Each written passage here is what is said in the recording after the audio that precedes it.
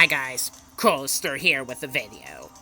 In this video, I am going to show off my Super Smash Bros. Amiibo collection, as it just so happens that I have all 91 characters in the entire set in terms of individual characters. Like I have one Amiibo per playable character in the game.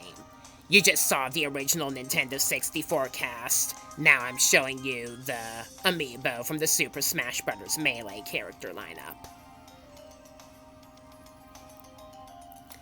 The Mr. Game & Watch Amiibo, which came in a triple pack along with Duck Hunt and Rob in America, is the only Amiibo in the set to have interchangeable figures.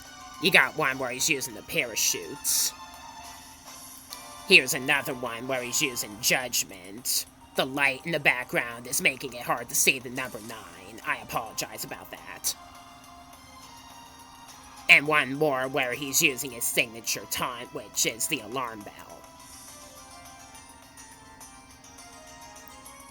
Now we got the Super Smash Bros. Brawl lineup. I have some My Arcade micro players, as you can see in the background.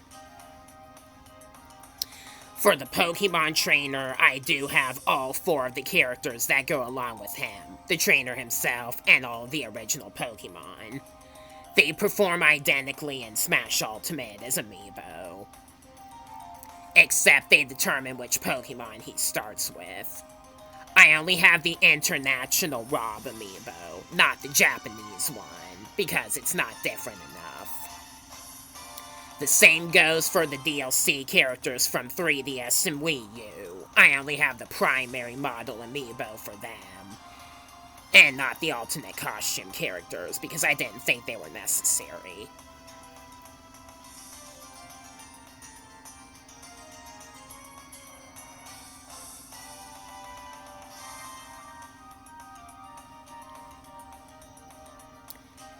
Now we got the Smash Ultimate base newcomer lineup. I already had a Mario Series Daisy Amiibo, so I figured I'd just use that. I also bought Chrom and Isabelle Amiibo that already existed before, and decided to use them in the game as well. And finally, the DLC characters for Smash Ultimate. You got Piranha Plant and all of the Fighters Pass newcomers, and then all of the second Fighters Pass. Of course, Steve and Alex and Pyra and Mythra were in a double pack, so you can't have one of them without the other. Alright, so, that was my Super Smash Bros. Amiibo collection. Hard to believe I have one for every single playable character in the game, apart from a few less relevant ones, like the alternate costumes for Rob and the DLC characters from 3DS and Wii U. From what I gather, the Sora Amiibo, the final Amiibo in the set, until they make a new game, which I'm sure they will eventually on the next console, which I'm going to talk about as well later on in this video, is one of the harder to find ones. And I'm not surprised at all, because Sora, by a country mile, was the #1 most wanted character for the game in every region by fans. So, you know, it doesn't surprise me at all that he'd be sold out in a heartbeat from his initial pre-order availability. I was lucky to get an opportunity to pre-order him, which was on about the 5th of January for me, I think it was. So, yep, Master Opponage has all of the Amiibo in the sets.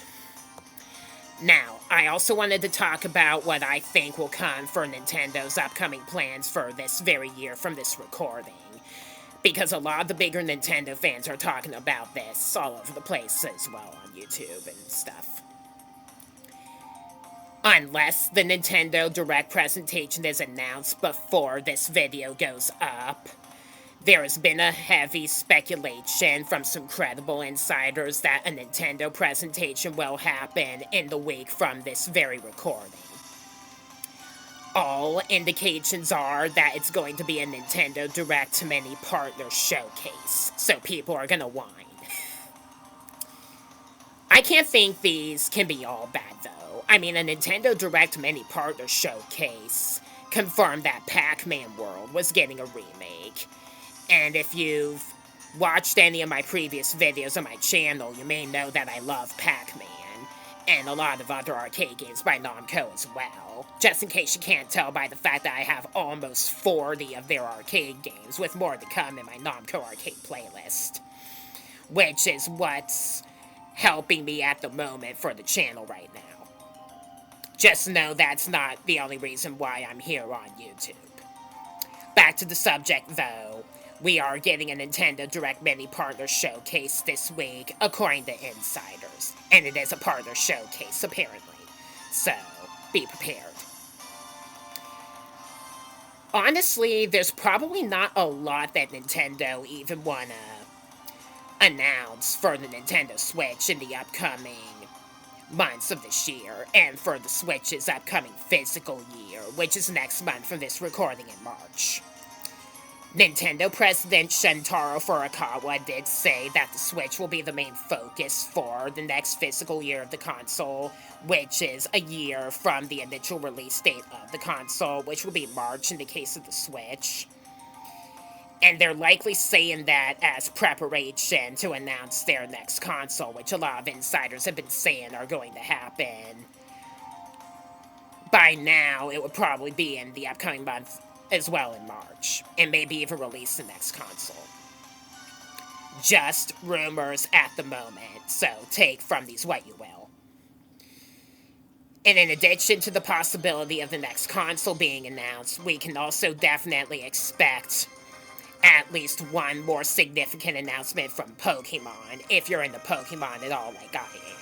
Because on Pokemon Day, the second to final day of the month of February, third to final this year, because it's a leap year, we always get a Pokemon Presents that showcases various updates for their spin-off games at the moment, and usually, if not always, an announcement for the next mainline game in the series.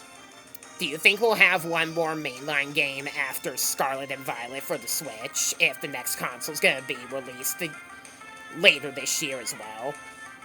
Some people might be expecting Unova remakes. Some people might be expecting a remake of some kind. Maybe even a game like Pokemon Legends Arceus or some other completely different game. You never know, Pokemon's unpredictable. So we can definitely expect one more announcement for Pokemon for the Switch, at least. And that'll come before the next console is announced. So, you know. Some insiders in the industry have also been saying that the next console will likely flop in comparison to the Switch, which I can understand. If it's going to be not that much different from the Switch, and if it's going to have backwards compatibility with all the games like it's rumored to as well, then people are going to think that, yeah, it's not going to sell quite as well. And Nintendo seem to have a pattern with alting back and forth between success and failure with their consoles. Well, I personally think this might be a coincidence. You know, the Nintendo 64 was a success, the GameCube was technically a failure. The Wii was a massive success, the Wii U was even more obviously a failure. Now we have the Switch, which is a success. You know, it would be natural for people to think so. Bigger Nintendo fans that are into the main franchises like Pokemon or Mario are definitely going to buy this console regardless, so no matter what, it's not going to be all bad. So, you know, there are a lot of different speculations from insiders and the fans alike that we'll get a new console announcement soon, so we'll look forward to that. I may report some significant updates about Nintendo's next console as they come up ahead.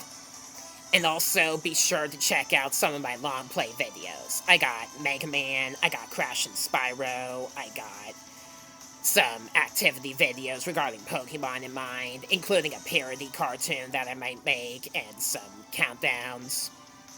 And at the moment, I'm also playing Smash Ultimate, where I have 3 out of a planned 6 parts of a classic mode playthrough series already up.